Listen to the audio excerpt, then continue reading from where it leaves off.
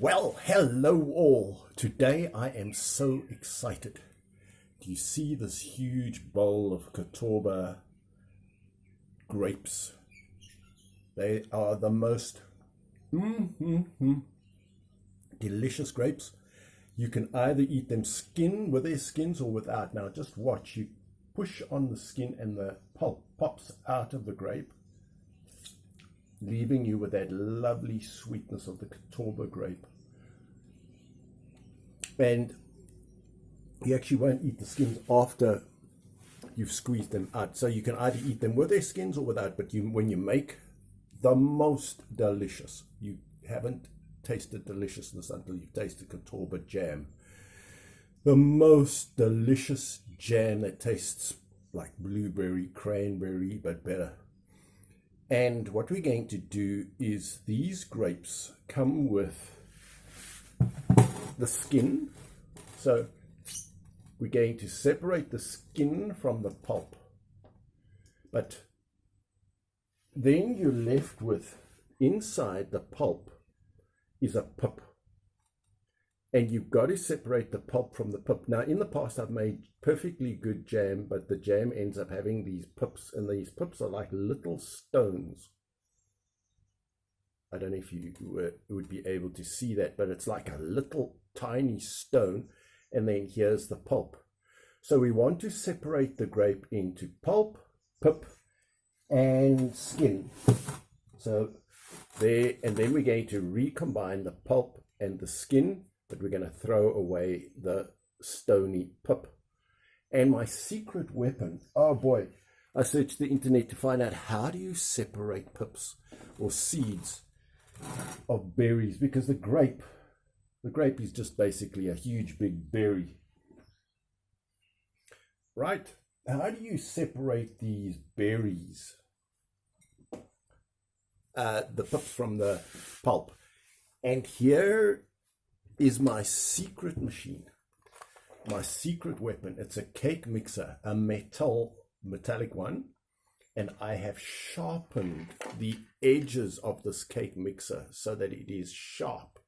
And when it rotates, it doesn't rotate so fast that it blends the pip and the pulp, but it rotates fast enough that when it hits the pulp, it separates the pulp from the pip, and it doesn't go fast enough to break the pip. I've already tried this. So we're going to separate the pulp and the pip, and then we pour the pulp pip mixture into a big sieve, and that is going to sieve out the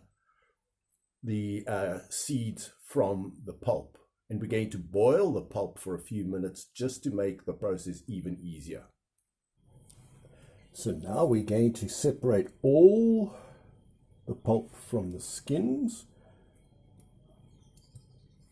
and we're going to keep the skins so that we can combine the pulp and the skins later on when we've removed the pips. So we're just going to keep doing this until we've got a whole bowl full of pulp, and that's still the pulp and the seeds. And then we're going to boil that for a few minutes, and then use our mixer to separate the pulp and the seeds, then pass it through a sieve. Well, we've now got a bowl full of pulp and pips and a bowl full of skins. We're going to use both, but let's boil up the pulp for, I would say, 3 minutes. So I'm going to do that on our induction cooker. There's so much grape juice, but I'm going to still add about half a cup of water. So let's put as little water as possible into this. So I'm adding just half a cup of water. I almost think it's unnecessary to add any.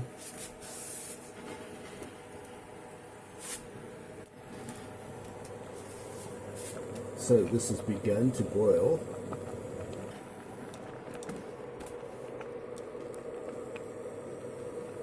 So now that has boiled for nearly 3 minutes. Let's switch that off, put it here, and I'm going to take this and I'm going to mash the grapes, the pulp and the pips, just to squash the pips out of the pulp.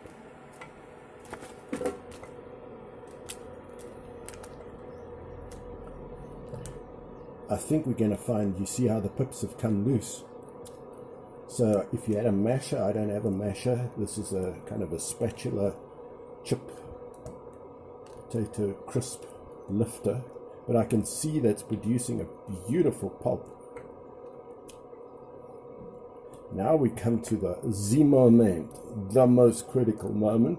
Can we pass this pulp through a sieve? But before we do that, I'm going to, you see how the pulp is already almost broken down and all the pips have come loose, the seeds have come loose. So now what I'm going to do is just, and this was after only 3 minutes of boiling. Now I'm going to use the blender, or not the blender, the beater. And this is an egg beater, whatever you want to call it, that has, if you were to look very carefully here, and I don't know if this will focus on it, the edges of this have been sharpened so that when I switch it on, these sharp edges are going to cut into the pulp and going to pulverize it more. So this is the most interesting part.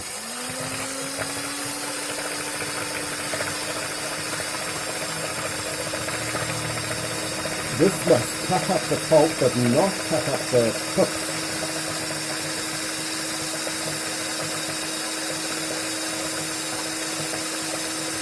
So let's do this for about 1 minute.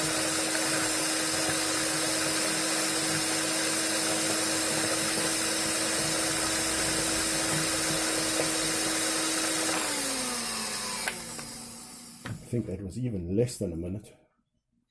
I'm dying to see now how well we're going to be able to separate the pips from the pulp. So I've got this lovely, I guess you would call it a French fry.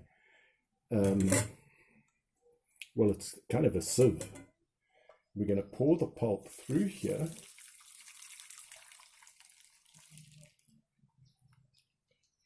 Oh wow, just look at that. All the pips, the pulp passed through beautifully. And just look at that, all the pips stayed behind.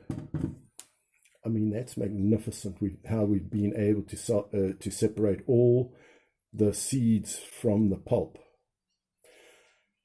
So, how easy was that? So now, I'm going to pour all that pulp back in here.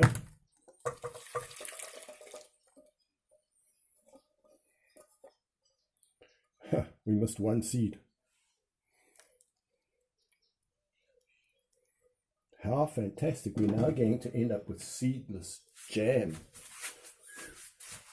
And now, to give our jam its distinctive color, and to the pectin, we throw all these peels back in. There's 1 or 2 bits of pulp that I missed.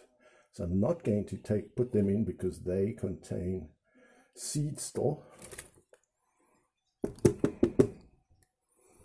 So now we're going to boil that all up for just under half an hour and throw in a half of the amount of, well, about 1/3 to a half, 1 cup of sugar. And let's get that back on the boil for half an hour. Throw in the sugar, and there will be our most delicious and beautiful seedless grape jam. So this has been boiling for nearly half an hour. I've just been preventing it from sticking on the bottom or burning, and you can see that it is a bit, the skins have not completely dissolved. Look at the color change, that beautiful color. So what I'm going to do, instead of having it as a sort of a lumpy clumpy jam, I'm going to, seeing as I do have the the cake mixer with sharpened blades, I'm going to use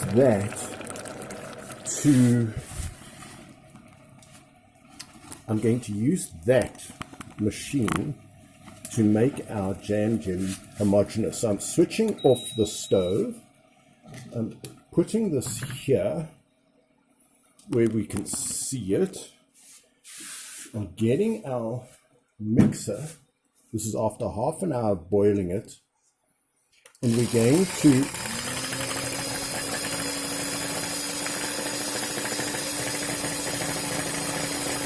now that's boiling hot and a few drops are splattering out on me, but I'm sure that that is becoming more homogeneous. Let's just do that for 1 minute.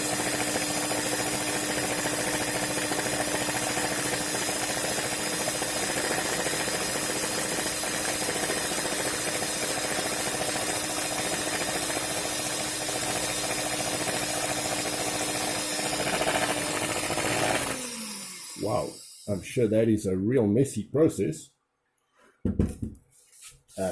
Just look at the splatter everywhere, including on myself. So let's see what this, I'm going to wipe this down a little bit, put this back onto, and just have a look how much finer, just look how much finer that looks, more homogeneous. All those skins have now been chopped up, and the more I went with it, obviously the more stuff would be splattered out. This is reduced by at least, I would say, a half in the half an hour that it's been boiling, and you can see this definitely wants to set. So now the last step we're going to do is we're going to add half a cup of sugar. So let's get, a cup of sugar, or about half the amount as that jam.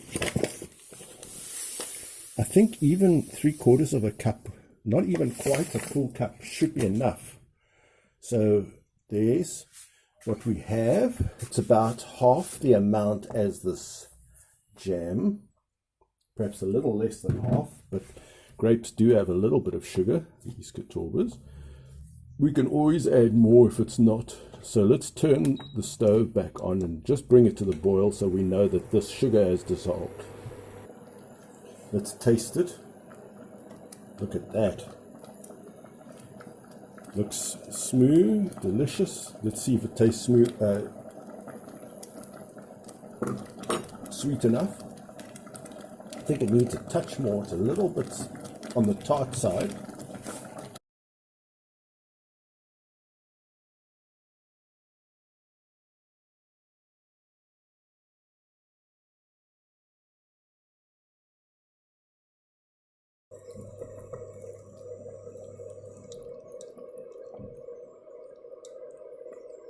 And now our jam jelly is done, because I know the sugar will dissolve very quickly. Now we just have to let this cool and then pour it into a jar. Well, I placed this pot in some cold water so that it could cool down. I don't know if you can see, it's almost forming like a, not a skin, but it's rippling on the top, and I know that means it wants to set. So we have our jar. Now this is a jar that I haven't sterilized, but I have cleaned, obviously.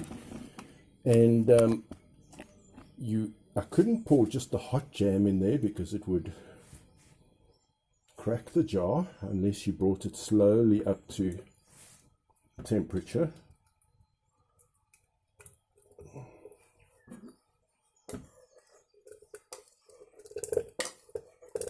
But you will see that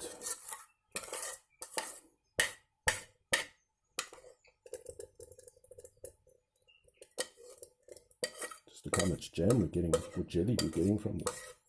Wow.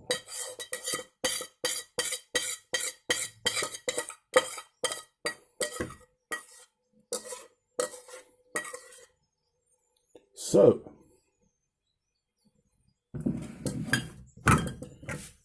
we've got a whole lot of jam jelly. I've got a piece of bread. Now I know the civilized thing to do would be to put the jelly on the bread. The uncivilized thing to do, to not waste any of this, is to wipe the bread onto the jam in the pot and get the last morsel of jam. Just look at that. And just for those spots that are not covered, we will put some more jam.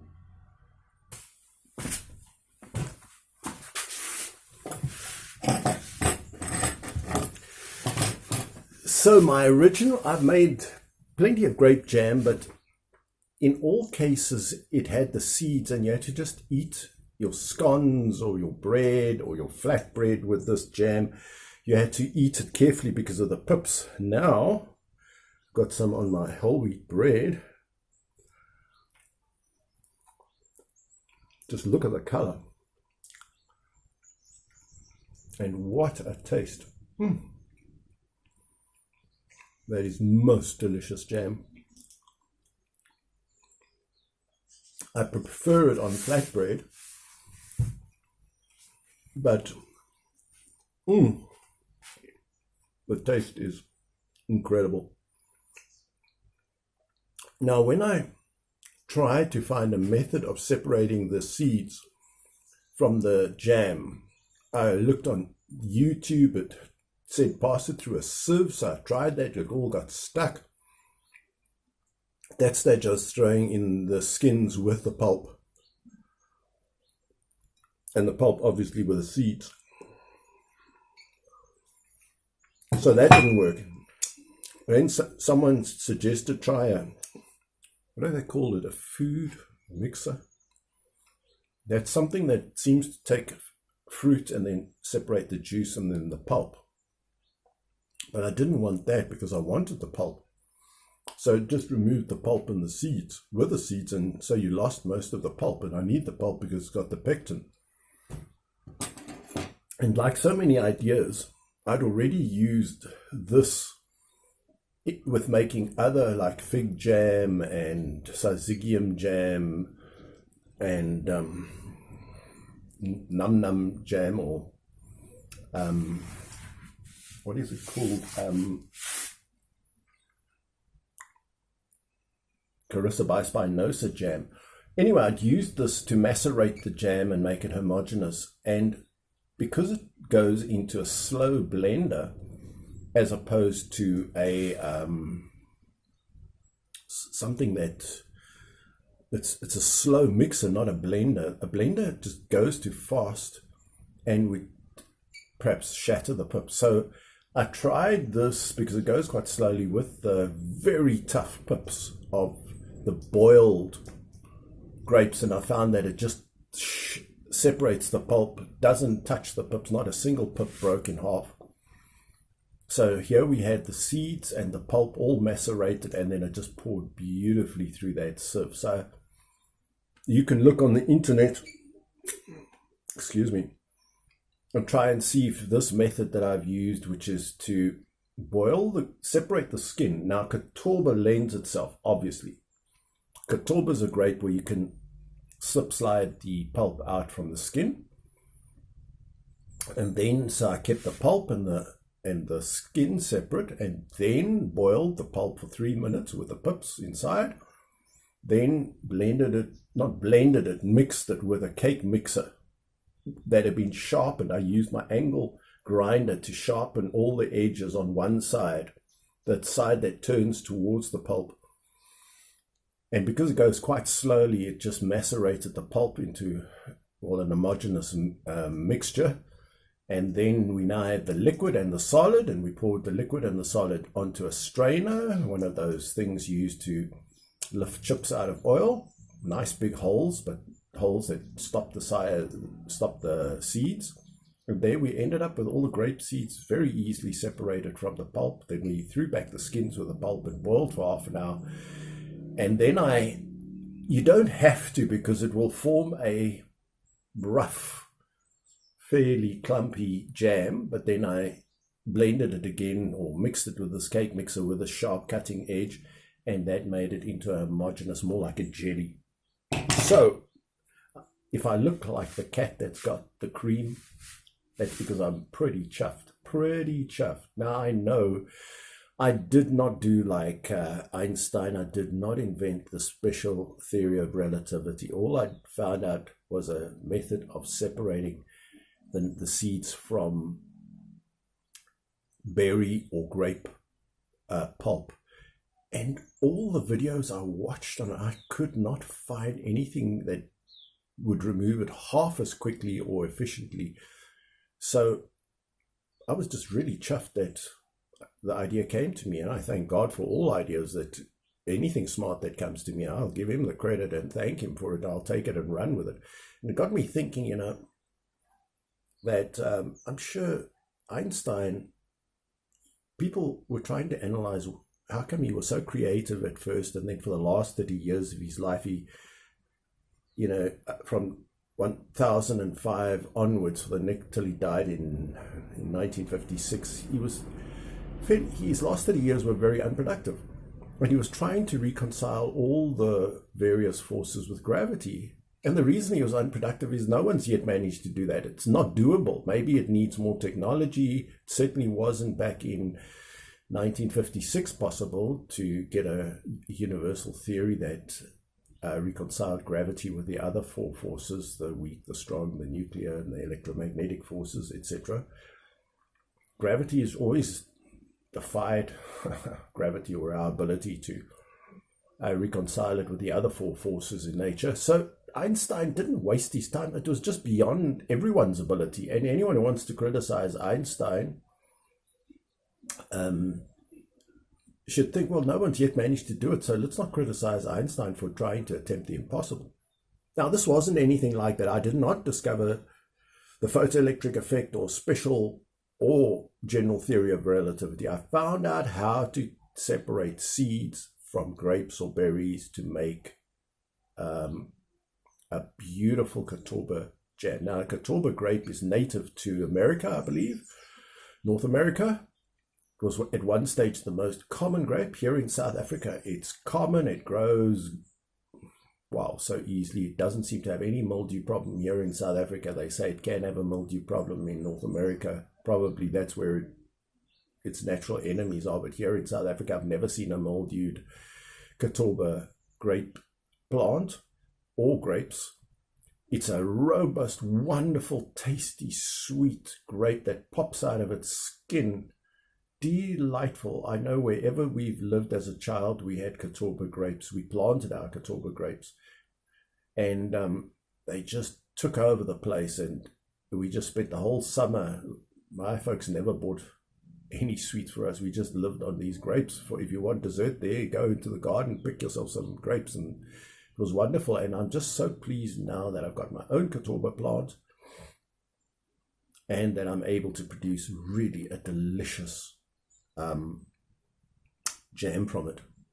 And it brought back such memories. I hadn't done this for like 50 years. I hadn't smelt that smell. There's a certain smell that brought back my youth, that my mom used to make jam from these grapes, and it just brought back that smell.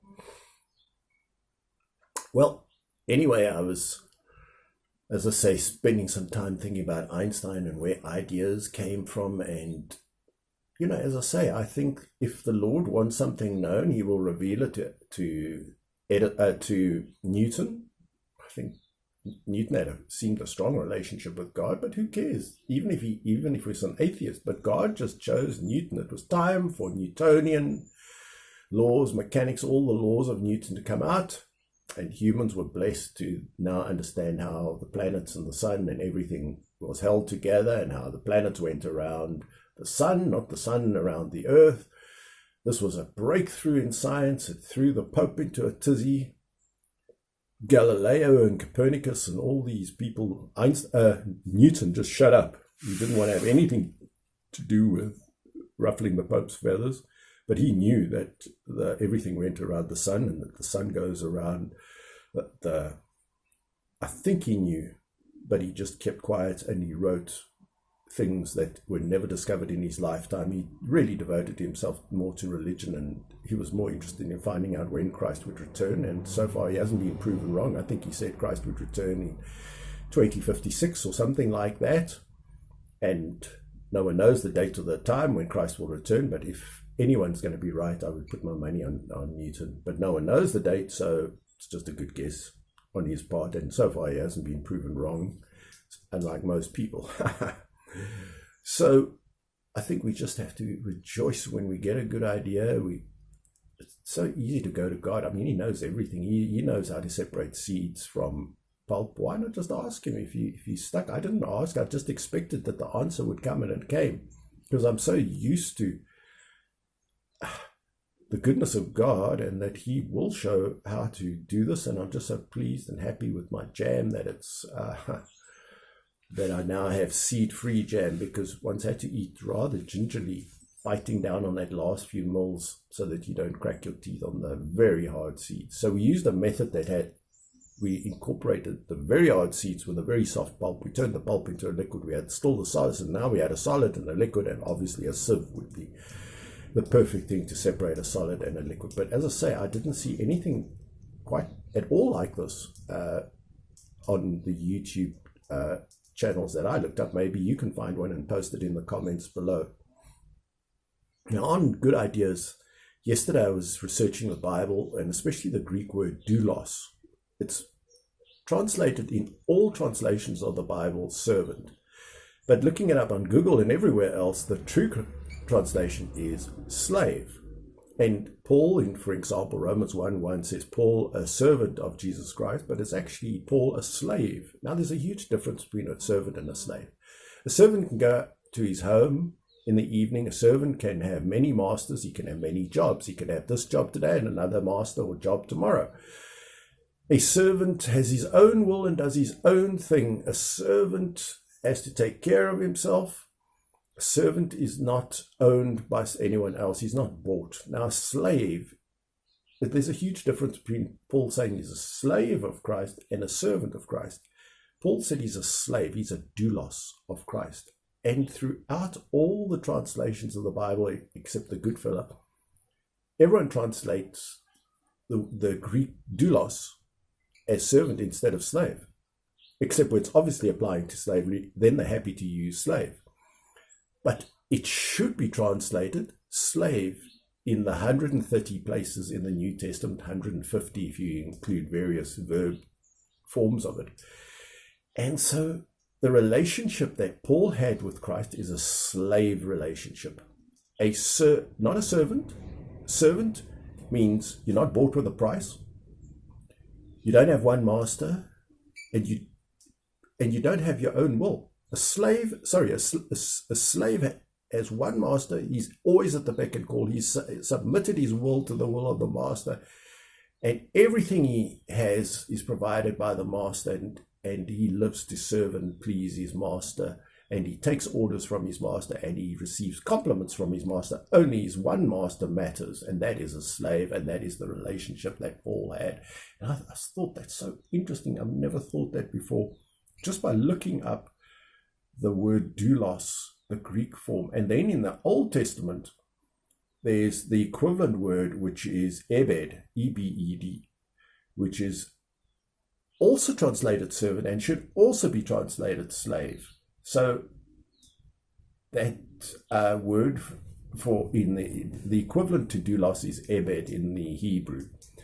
And then there were 803 instances where Ebed is used in the Old Testament. It's so interesting to look at them as, instead of looking at servant, look at them as slave. But I thought the most interesting one was where Isaiah 53 verse 11, where God the Father, talking about in a prophecy about Christ, said, look at my slave. He's going to come and he's going to remove the sins from the people. He's going to save the people. But he called his servant Jesus a slave. His relationship to Christ was a slave, the Father to the Son. And he described in Isaiah 53:11 his relationship with his future coming Son as a slave relationship. Oh, wow. Blows my mind. But it shows that we're all slaves of the Father, everyone. And the Father is a good slave owner. It's wonderful to be a slave of a good slave owner. It's just, the owner just owns and takes care of everything. And if you've got a good owner who doesn't abuse you, it can be better than being your own owner, because your own self, you can obviously get into all kinds of trouble, and you've got to take care of and think of it, and you've got to get yourself out of trouble. Whereas a slave who owns nothing, has no property, has no rights, everything he has comes from his owner, in this case, God the Father. So even Christ looked to that relationship with his Father. He said, without my Father, I can do nothing.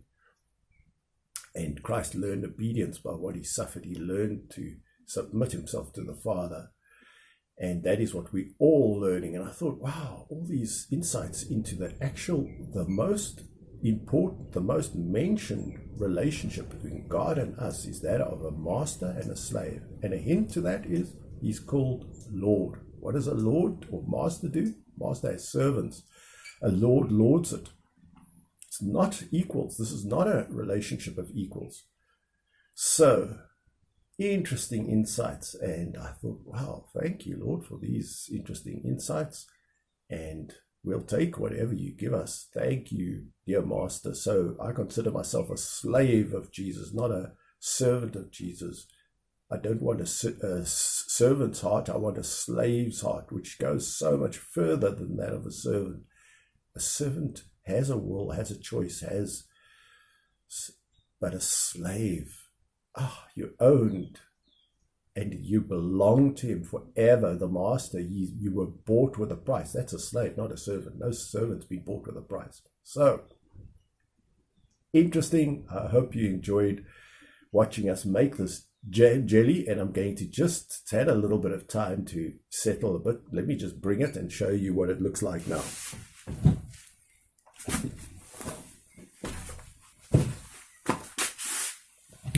Now, this is still hot, but look, when you tilt it, do you see how it doesn't run? That shows you that this jam jelly is setting hard. There's plenty of pectin in that jam jelly. It doesn't want to run. When it gets cold, this is going to form a gelatinous mass. And as I say, you can already see it. It's not even cold yet. It's still warm. And look how it will not flow or run. So it's already setting in as a jelly would tend to set. So wonderful. There is our jam. It has worked perfectly. It tastes wonderful. And, well, frankly, if anyone was interested in, Catawba grapes are so easy to grow. And I know here in South Africa, if I had to go into the industry of producing Catawba grapes, because we have a few Catawba jam. We just have apricot jam and a few mixed fruit jam.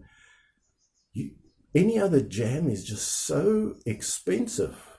But this, if one just got a field of Catawba grapes, look how easy it'd be to make this into a jam.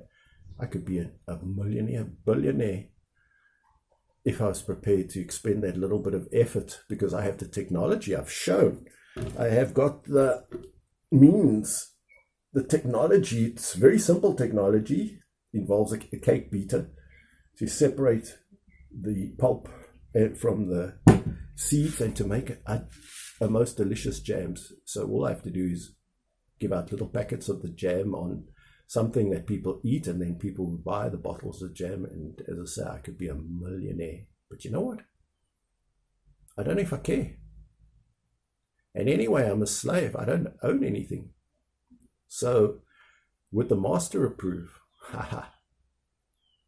Let's run with our new knowledge. If the Lord wills, we'll do what we do. So thanks for watching, and I hope you now know how to separate the seeds from any grape or berry and make beautiful jam.